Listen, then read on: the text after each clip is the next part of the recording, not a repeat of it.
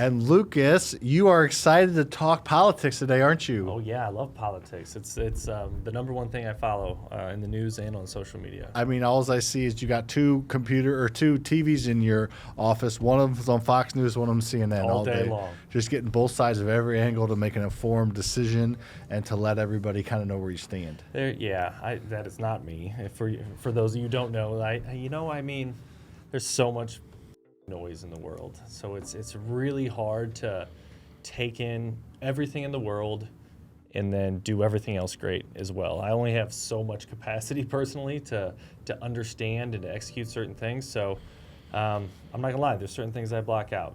It's probably a good thing. Just don't care. But this one in particular that we're gonna talk about today has some effect on real estate, and when that happens, my ears perk up a little bit. Yeah, so that's what we're going to talk about is how the government shutdown has affected real estate in general and then real estate investors. So there's not a ton of data yet, which is part of the issue is when the government shut down, there's some of the non-essential things are like the data sourcing and things. So we're not obviously going to get too political here, but just talk about some of the effects of the government shutdown on real estate. So tell me, I remember this type of, I'm gonna call it bickering because it feels like bickering and threatening of government shutdown or getting shut down for a couple days for as long as I can remember anything. Mm-hmm. So it's been going on a while. So it's like some weird thing between parties, some tool that they use to get bills approved or something like that. It's just a negotiating, so they have to approve a fiscal budget to fund themselves and fund programs, and it's just another thing where I think technically but the Republicans have the majority of the House and the Senate, but there's like filibuster shit that the Democrats can do. Not that the other Republicans wouldn't do the same if it was on the other foot, but they're just like, it's just bickering over things that it's just obnoxious that the number one government, most powerful government in the world is quote unquote shut down when they have the entire year to plan for this. Yeah, and they say shut down. But what does shut down mean? Means non-essential stuff, which we'll talk about. Some of it is not getting funded right now, but everybody that's not getting paid is going to get paid. The top dogs or whatever are still getting paid. So it's important, but it's also not, I think. It's just ridiculous that we have billions of dollars to spend on a bunch of crap, but we can't fund the own government. And I think there are some effects, right, which we'll talk about, but I also think it's like we've heard about it so much that I don't know, people care about it less than they probably should, even because it's just, something that's always out there. Oh, they're threatening this. Of course they are. They always do this. Like, I got shut down for this long, whatever. What does that mean for us? And for the everyday person for a short period of time, it's probably not going to be much of a difference, right? Yeah. But I think the longer it goes, it could affect more things. For sure. Yeah, it could affect more things. And I think that's some of the volatility that Trump has brought to politics. Is I think the last 3 government shutdowns have been when he's been in office. So it is definitely something that is big out there. And I think the biggest sticking points that I hear are, Republicans want to cut certain things, and I also hear that they're taking advantage of this and just firing people because the government shut down. And then Democrats want things funded and healthcare and things. So from what I can tell, it's over healthcare, but who knows? Who knows? Pulling up a couple stats here on the old Google. Have you seen Google's kind of AI thing?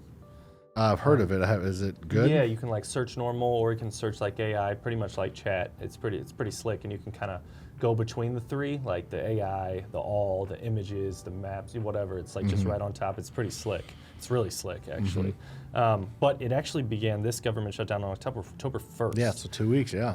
It's been almost 2 weeks now. So longest government shutdown was, I guess this was when Trump was in office from December 21st, my birthday, 2018, to January 25th, 2019. So 34 days is the longest ever. Coming up on about half of that already, which is crazy.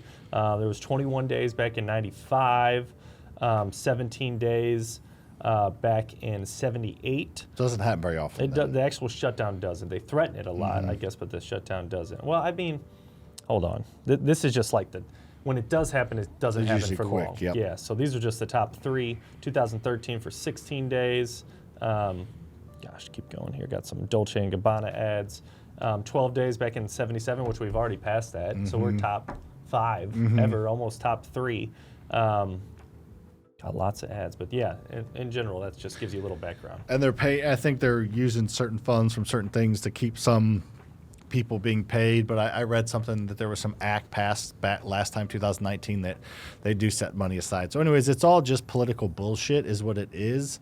Our government, I can't tell if the government's becoming more of a joke or we just have more access and quicker information to all the data to see how much of a clown everybody and all the politicians are, but it's pretty gross. But anyways, all that being said, I didn't really want to talk about this because I don't like talking about this shit, but it's been long enough, and from what I understand, it's not going to end anytime soon, so I figured I would at least talk about it. So we've got to run it the longest ever. Let's see if we can make that happen. So I think the biggest issue that I saw that was direct effect, let's just get to it, was like some certain like EPA, like a flood insurance, like the EPA flood insurance. So there are certain properties, and I think I read that's about 1,500 transactions a day right now are getting canceled because of flood insurance, and they can't get government-backed flood insurance right now because that program is shut down. So that is stopping some transactions from happening in a very low transaction environment anyway. So it's just making less deals go through, which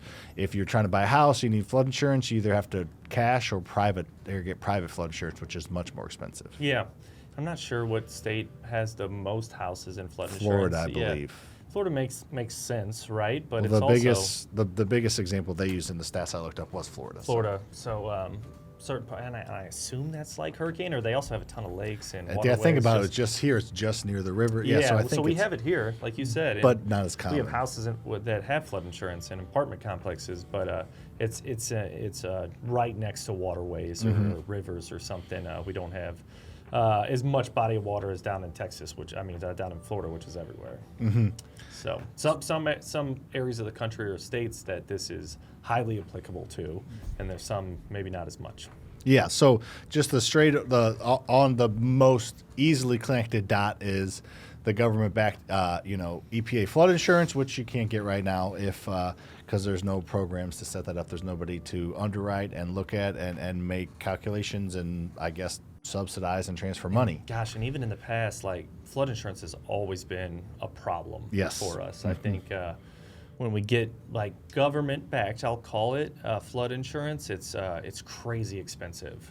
And then more times recently, I think we've gone to there's been some private markets opened up for flood insurance, and they are able to provide a much better quote. I doubt the actual service is better, or like if you actually got a flood, but the annual premium is much more flexible on the private side for flood insurance. Well, there you go. So not everybody may have that, or the private sectors may have stayed away from Florida because it's so actively. You're probably right. Yeah. So there's that. What's happening? So and how it's affecting like rates. I don't think rates have done a ton right now, but there tends to be when things happen. The reports are people tend to invest in like treasury yields and things like that, where you don't need as much data to invest, because that is part of the things that aren't getting reported on is certain centers or certain whatever government agencies that collect data and report so that the government can make decisions. A lot of those are quote non-essential. So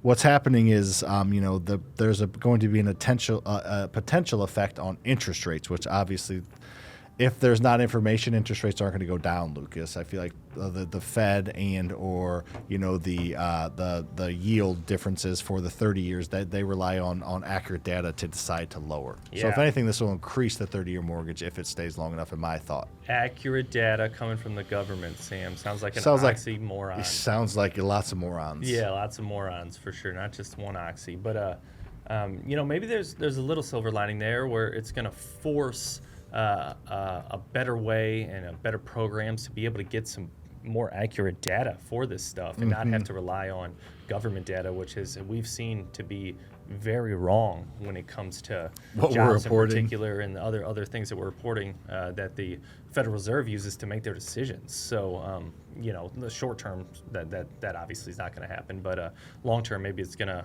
open up some avenues to get better data. Yeah, and I think hopefully this can lead to, like you said, more different data points or just not relying on a government, because apparently it's happened. I don't know if it's just a Trump thing or if it's just how volatile and hostile our politics has become, that it's happened 3 times in the past 8 years. So that's almost every other year it's happening. So hopefully we can kind of get ahead of some of this. So the good news is the FHA and VA is still happening, but got some limited staffing there.